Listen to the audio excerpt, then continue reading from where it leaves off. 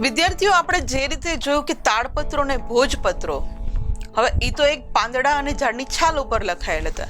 એ જ રીતે અભિલેખ અને શિલાલેખ. અભિલેખ અને શિલાલેખ શું?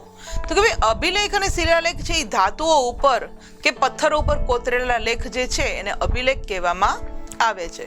ધાતુઓ એટલે હા, ત્યારના જે જમાનામાં હતા ત્યારે ધાતુઓ તો ઓળખાણમાં હતી જ. કઈ કઈ ધાતુઓ ઓળખાણમાં હતી? તો કે લોખંડ હતું, તાંબુ હતું, સોનું હતું, ચાંદી હતું.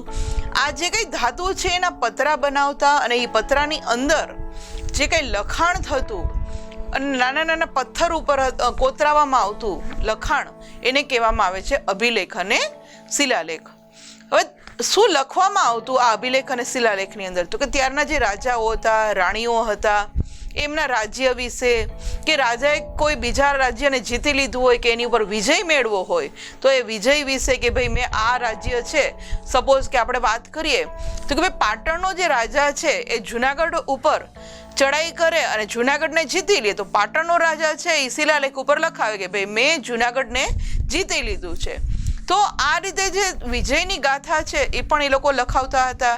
ત્યારનો ધર્મ એટલે રાજા જો જૈન ધર્મ પાળતો હોય, શિવ ધર્મ પાળતો હોય, વૈષ્ણવ ધર્મ પાળતો હોય કે બૌદ્ધ ધર્મ પાળતો હોય તો એના ધર્મ અને એની સંસ્કૃતિની પણ એ લોકો માહિતી આ પથ્થર ઉપર કોતરાવતા હતા. આપણને ખબર છે કે ભાઈ અશોકનો જે શિલાલેખ છે એ અશોકના શિલાલેખની અંદર અશોક જે બૌદ્ધ ધર્મ અપનાવેલો એ માહિતી પણ આપણને મળે છે. અને શું કામ આ લોકો શિલાલેખો ઉપર લખાવતા? શું કામ? આપણને એવો વિચાર આવે કે ભાઈ શું કામ પથ્થર ઉપર લખાવતા?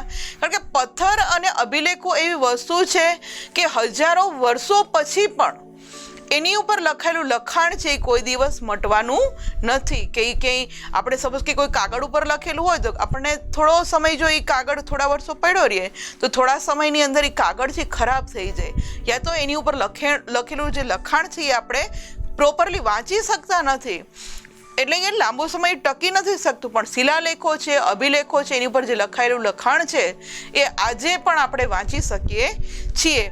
એનો જ એક નમૂનો જોઈએ આપણે તો જુનાગઢની અંદર આવેલો જે છે અશોકનો શિલાલેખ એ એનો બેસ્ટ ઉદાહરણ ગણી શકાય છે.